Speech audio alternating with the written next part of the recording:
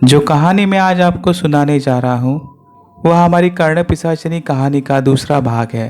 पहले भाग में आपने सुना था कि गोपाल ने कर्ण पिशाचिनी को दिए हुए वचन को तोड़ने के बाद उसकी मौत हो गई और उसकी मौत होने के बाद उसकी कमाई हुई सारी धन दौलत उसका भी नाश हो गया।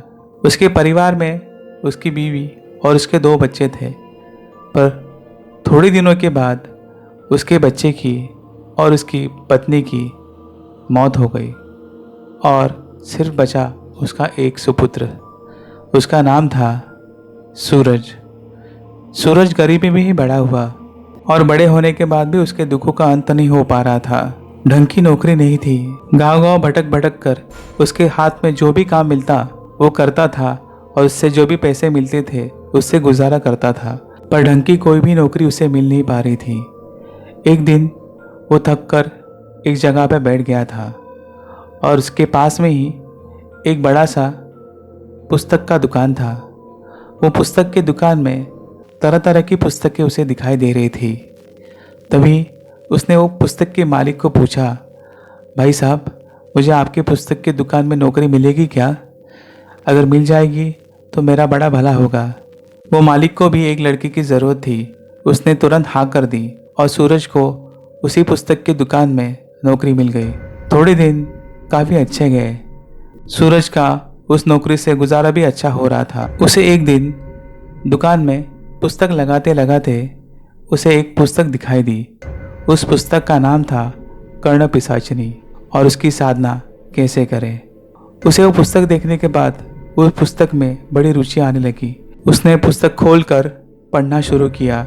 उसकी रुचि वो पुस्तक में बहुत ज़्यादा ही बढ़ने लगी थी, क्योंकि कर्ण पिशाचिनी ऐसी एक साधना है जो शीघ्र फलदायी होती है और कम से कम समय में तुम्हें मनचाहा जो भी तुम चाहते हो वो तुम्हें प्राप्त हो जाता है।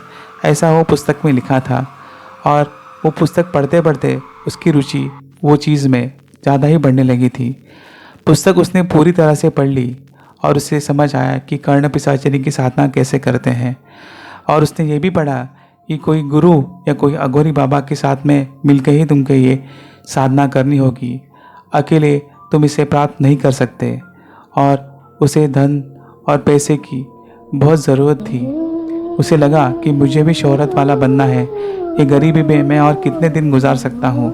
इसलिए उसने फैसला किया कि वो कर्ण पिशाचिनी की साधना करके उसे प्रसन्न कर लेगा और अपनी सारी मनचाही इच्छाएं जो अधूरी थी उसे पूरी कर लेगा।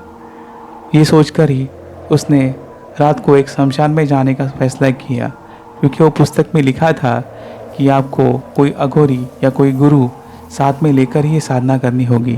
तभी सूरज उसी रात एक शमशान घाट में आके पहुंचा। तभी उसने देखा कि रात को एक चिता के पास एक अघोरी बाबा कोई मंत्र सिद्धि कर रहे हैं। तभी उसके दिल में ख्याल आया, शायद यही मेरी मदद कर सकते हैं और इन्हीं को अपना गुरु मानकर मैं कर्ण पिशाचिनी को साध्य कर सकता हूँ। और तभी उसने वो अघोरी के पास जाकर पूछने का फैसला किया। और वो अघोरी के पास जाकर उसने पूछा कि बाबा, मैं आपसे कोई सिद्धि प्राप्त करना चाहता हूँ, क्या आप मेरे गुरु बन सकते हैं? तभी बाबा ने उसके पास देखकर कहा, बेटा, क्या तुम क्या सिद्धि प्राप्त करना चाहते हो? तभी सूरज ने बाबा से कहा कि बाबा, मैं कर्ण पिशाचिनी की सिद्धि प्राप्त करके पूरा मालामाल होना चाहता हूँ। मैं गरीबी से तंग आ चुका हूँ। शायद आपके आशीर्वाद से यह मैं सिद्धि प्राप्त कर पाऊँ। बाबा ने उसके पास देखकर हंसकर बोला, बेटा, कर्ण पिशाचिनी की सिद्धि शीघ्र फलदायी ज़रूर होती है, पर इसके दुष्परिणाम बहुत गंदे होते हैं। अगर वो तुम कर सकते हो तो ही इसके अंदर हाथ डालना, वरना ये सिद्धि तुम अधूरी छोड़ दोगे तो तुम्हारा विनाश हो जाएगा। और ये सिद्धि तुम पूरी भी कर लोगे तभी तुम अगर उसकी बातों को नहीं मानोगे तब भी तुम्हारा विनाश हो जाएगा।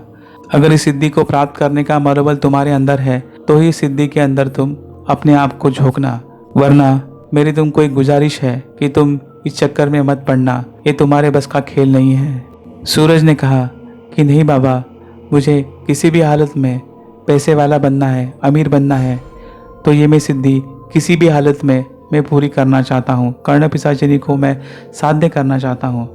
तभी बाबा ने कहा, ठीक है बेटा, मेरे लाख मना करने के बाद भी अगर तुम ये सिद्धि करना चाहते हो तो मैं तुम्हें अच्छी तरह से बता दूंगा कि ये सिद्धि कैसे की जाती है। बाबा ने कहा, ये 21 दिनों की क्रिया होती है और ये दक्षिण दिशा में बैठकर ही की जाती है और ये क्रिया करने से पहले तुम्हें काले वस्त्र धारण करने होते हैं और दिन के एक ही वक्त तुम्हें खाना खाना होता है और एक कांस्य की थाली में एक सिंदूर से तुम्हें त्रिशूल बनाना होता है। उसकी दोनों तरफ गाय के दूध का दिया जलाना होता है और कर्णपिशाचिनी का मंत्र जाप करना होता है। ये ऐसी क्रिया तुम्हें दिन में 2 बार करनी होती है और वो जाप तुमको 1100 बार करना पड़ता है। और ये जाप करने के वक्त तुम्हें ना किसी औरत के बारे में सोचना है, ना किसी औरत के बारे में गंदी गंदी बातें तुम्हारे दिल में आनी चाहिए। ये हमेशा ध्यान रखना, तो ही तुम्हारी कार्य सिद्धि हो सकती है और तुम्हें कर्णपिशाचिनी की सिद्धि हो सकती है। बाबा के कहने के अनुसार सूरज ने 21 दिनों तक ये क्रिया की और क्रिया करते करते उसे कर्णपिशाचिनी के अलग अलग अनुभव आते गए। उसे बहुत भयानक और डरावने अनुभव से जाना पड़ा, तभी भी उसने अपनी क्रिया नहीं रोकी और तुरंत 21 दिनों के बाद उसे ऐसा लगने लगा कि उसके आसपास कोई है जो उसे वो क्रिया करने के लिए रोक रहा है। पर 21 दिनों के बाद उसकी वो क्रिया सफल हो गई और कर्णपिशाचिनी उसके सामने आकर प्रकट हो गई। कर्णपिशाचिनी उसके सामने आकर प्रकट होने के बाद उसने उस सूरज से वचन लिए, मैं तुम्हें जो चाहे वो मैं तुझे लाके दूंगी, तुम्हें पैसों से माला माल कर दूंगी, पर मेरी 2 शर्त है, वो तुम्हें माननी होगी। तुम मेरे अलावा किसी दूसरी औरत के बारे में नहीं सोचोगे और किसी दूसरी औरत के साथ कोई संबंध नहीं बनाओगे या कोई भोग क्रिया नहीं करोगे।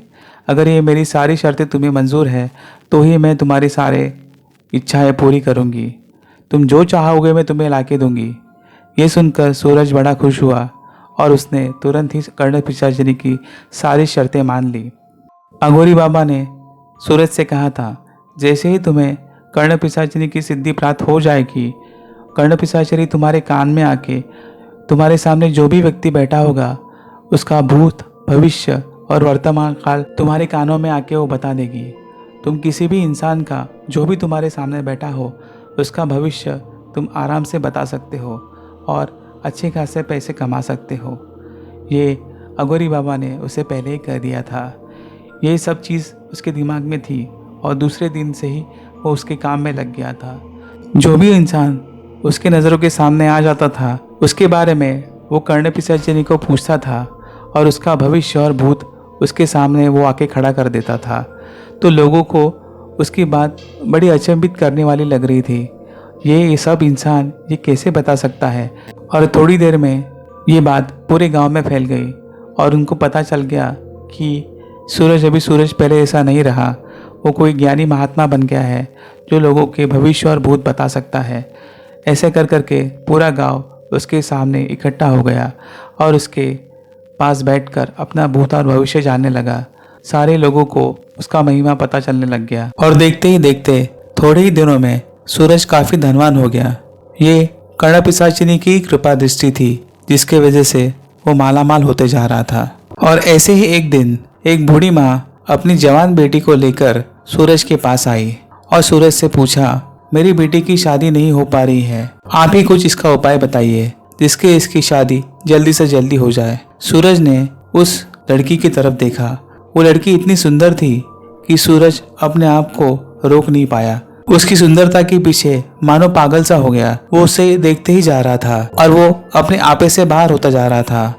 उसकी सुंदरता उसे इतनी पसंद आ गई कि उसने कहा, माँ जी, मैं ही आपकी बेटी से शादी करना चाहता हूँ, क्या आप आपकी बेटी से मेरी शादी करा दोगे? ये बात सुनकर बेटी भी और माँ भी दोनों भी खुश हो गए और हंसी खुशी अपने घर निकल गए। और दूसरे ही दिन सूरज ने चुपके से जाके उस लड़की से ब्याह कर दिया। ये बात कर्णपिशाचिनी को तुरंत ही पता चल गई और कर्णपिशाचिनी ये बात सुनकर पागल सी हो गई। उसने सूरज से कहा था कि तुम किसी और लड़की के साथ कोई संबंध नहीं बनाओगे, ना कोई रिश्ता रखोगे। ये उसने उससे कसम ली थी। इसके बावजूद भी सूरज ने उसके साथ ये गंदा काम किया था। सूरज ने कर्णपिशाचिनी को दिया हुआ वचन तोड़ दिया। उसी वक्त सूरज के सामने कर्णपिशाचिनी प्रकट हो गई और उसने कहा कि तुमने मुझे वचन दिया था कि तुम किसी और औरत के पास या किसी और लड़की के पास नहीं देखोगे और किसी औरत के साथ संबंध नहीं बढ़ाओगे, तो भी तुमने इस लड़की के साथ विवाह किया। अभी उसका कर्म तुम्हें भुगतना होगा। तभी सूरज ने कर्णपिशाचिनी को कहा, नहीं नहीं, मैं उस लड़की के साथ कोई संबंध नहीं रखूँगा। मैं अपने आप पे से बाहर हो गया था, उसकी सुंदरता के पीछे मैं मोहक हो गया था। इसकी वजह से मैंने इसके साथ शादी की, पर उसे तुम कुछ नहीं करना। मैंने उसके साथ शादी तो कर ली है, पर कभी उसके साथ कोई संबंध नहीं बनाऊंगा, ना ही उसके साथ कभी इकट्ठा रहूंगा। ये मैं तुम्हें वचन देता हूँ। और ये वचन देने के बाद कर्णपिशाचिनी थोड़ी शांत हो गई। तुम वादा करते हो तो तुम दोनों को मैं छोड़ दूंगी, पर तुमने वादा तोड़ दिया तो दोनों को उसी वक्त मैं खत्म कर दूंगी। ऐसा कहकर कर्णपिशाचिनी चली गई। ऐसे ही थोड़े दिन चले गए, पर एक रात सूरज की बीवी अचानक से उसके कमरे में आ गई और कमरे में आके उसे प्यार करने लगी। सूरज भी आपे से बाहर हो गया और वो मंत्रमुग्ध हो गया और दोनों ने एक दूसरे को अपनी आहोश में ले लिया। तुरंत ही उसी वक्त कर्णपिशाचिनी को ये बात समझ में आ गई और कर्णपिशाचिनी दोनों के सामने आके प्रकट हो गई और गुस्से से वो पागल हो गई थी। और पागल होते ही उसने सूरज को कहा, तुमने मुझे दिया वो वचन तोड़ दिया है। अभी जो कुछ भी होगा उसके जिम्मेदार सिर्फ तुम और तुम ही रहोगे और तुम्हारे वजह से ये लड़की को भी वो भुगतना पड़ेगा। कर्णपिशाचिनी इतनी क्रोधित हो गई थी कि उन्होंने क्रोध में आकर दोनों को ही मार दिया और दोनों का ही उसी वक्त उसी समय देहांत हो गया। जिस तरह सूरज के पिताजी का मतलब गोपाल का देहांत कर्णपिशाचिनी के हाथों हुआ था, क्योंकि उसने भी कर्णपिशाचिनी के साथ वचन तोड़ा था और सूरज ने भी वही चीज दोहराई, इसलिए कर्णपिशाचिनी ने उनको भी नहीं छोड़ा। बुरी शक्तियों का प्रभाव जितना अच्छा होता है, जितना शीघ्र फलदायी होता है, उतना ही उसका प्रभाव, उसके आने वाली हकीकत जो आपको आगे दिखाई नहीं देती, वो बहुत ही गंदी और भयानक सी होती है। थोड़ी दिनों के लिए आपको वो चीज़ का मुनाफा जरूर मिलता है, पर अंत में जो भी आपने काले जादू से उसे सिद्ध किया है, उसका भुगतान तो आपको जिंदगी भर करना ही पड़ता है। पर जिंदगी रहेगी तो ही आप उस चीज़ का भुगतान कर पाओगे ना।